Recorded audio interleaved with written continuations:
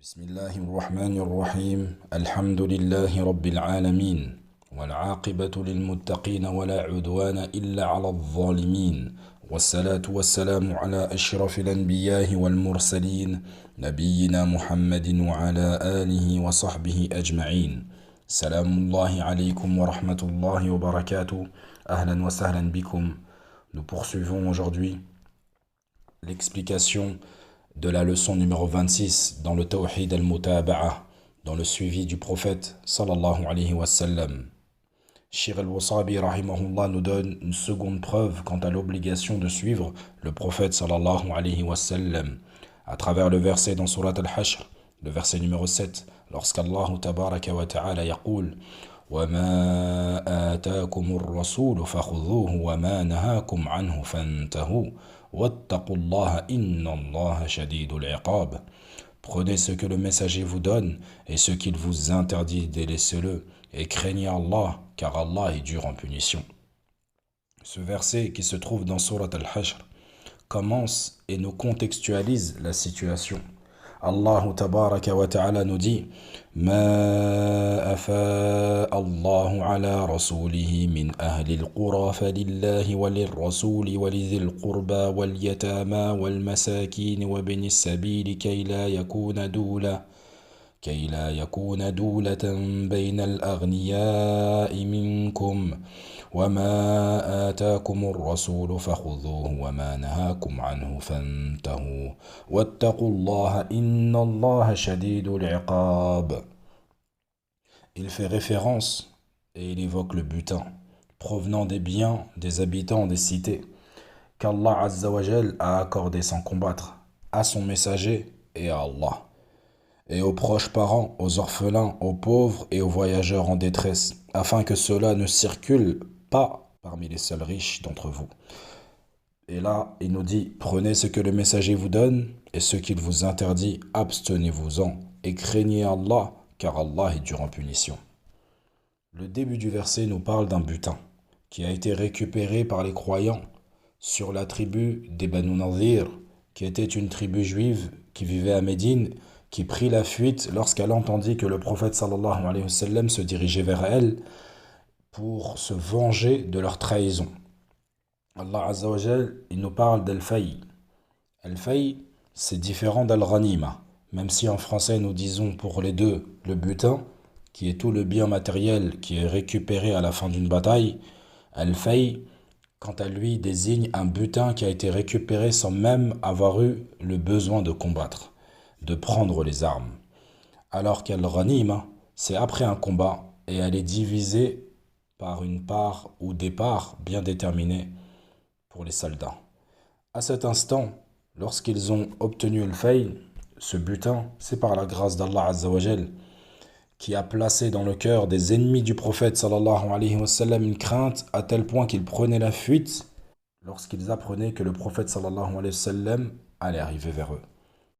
Dans ce butin en particulier, le taqsim, le partage, la division est différente du butin récupéré après une bataille. C'est pour cela qu'à la fin du verset, Allah Azza wa Jal il dit concernant ce butin وَمَا أَتَاكُمُ الرَّسُولُ فَخُذُوهُ.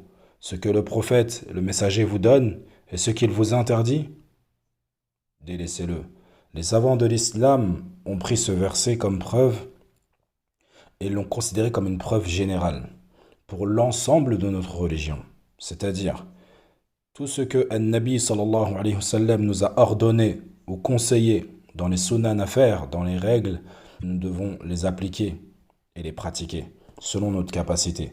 Et ce qu'il nous a interdit et ce qui est détestable et déconseillé, on s'en abstient.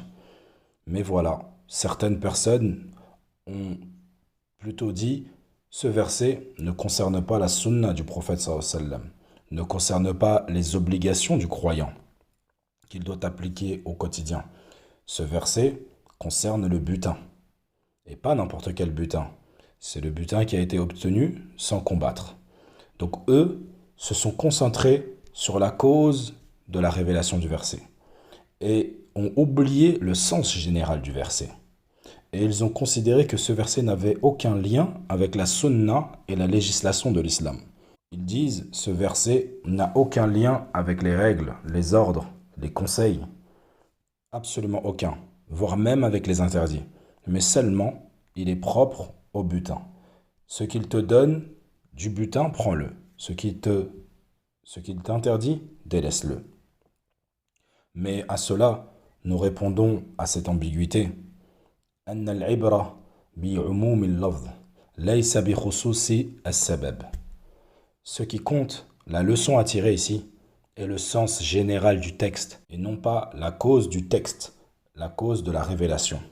Car effectivement, lorsque tu médites le verset, tu te rends compte que Allah Azza wa Jal, il a généralisé lorsqu'il dit وَمَا أَتَاكُمُ الرَّسُولُ فَخُذُوهُ.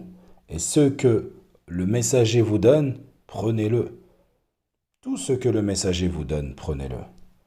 Et ce qu'il vous interdit, délaissez-le. C'est un sens général.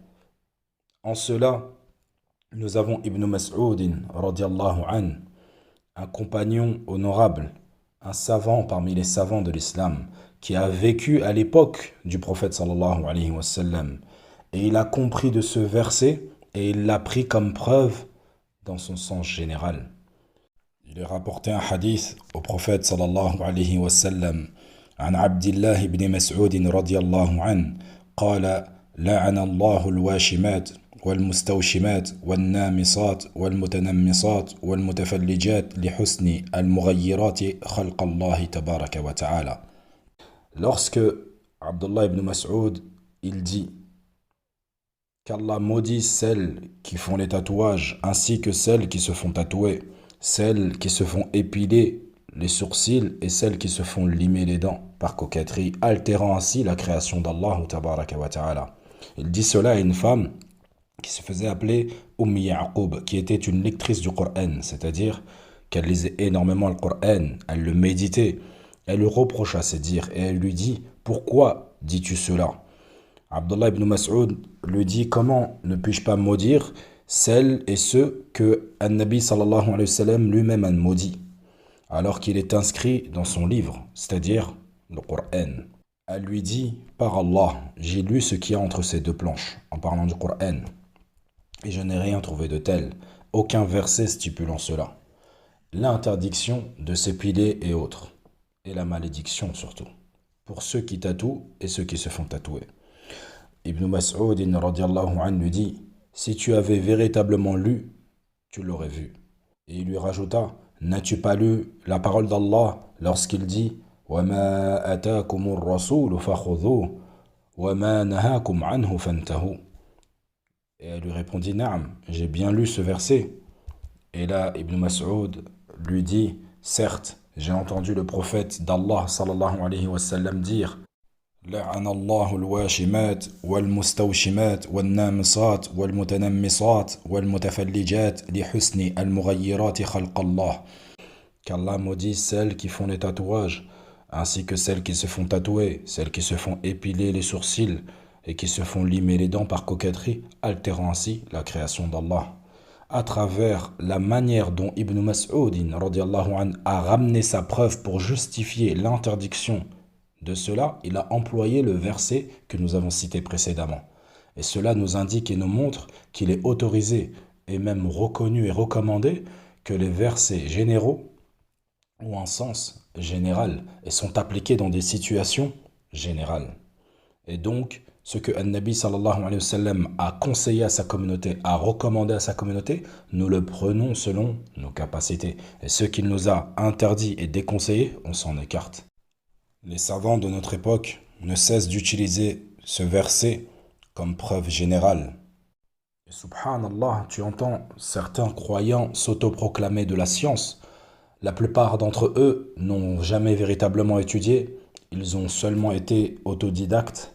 Lorsque tu leur évoques cette compréhension, ils te disent « Mais cela, c'est la vie de Ibn Mas'ud, c'est sa vision des choses. » Billahi alaykum, lequel d'entre ces deux groupes est le plus proche de la vérité?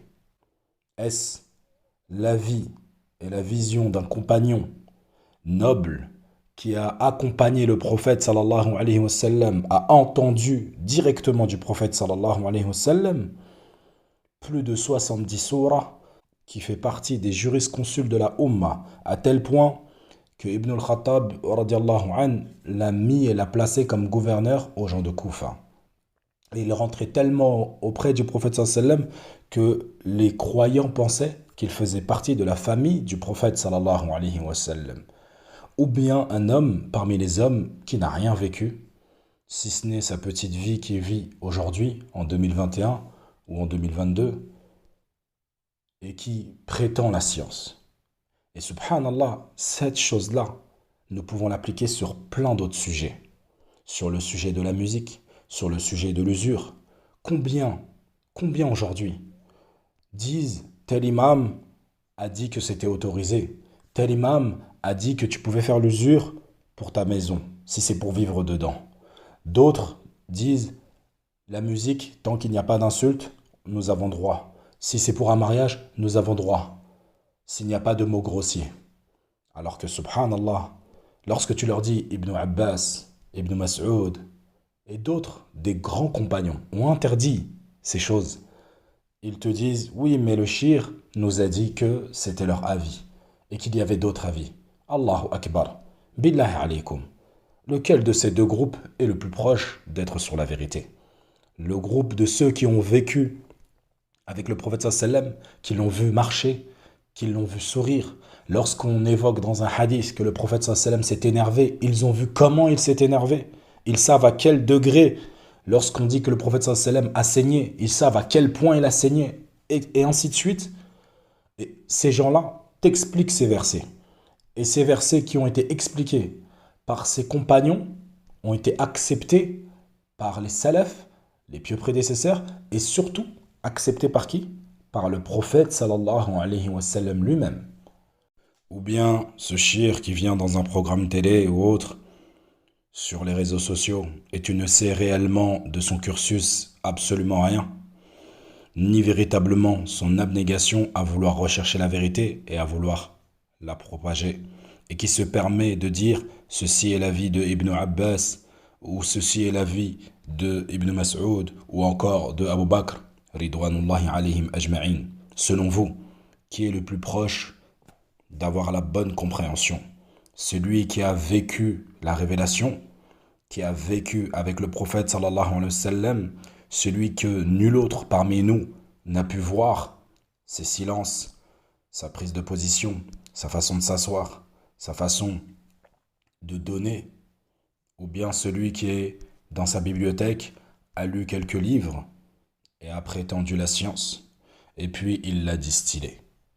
فنسأل الله تبارك وتعالى أن يعلمنا ما ينفعنا وأن يجعلنا ممن إذا استمعوا القول فيتبعون أحسنه فلنا بقية في هذه المسألة وصلى الله وسلم على نبينا محمد وعلى آله وصحبه أجمعين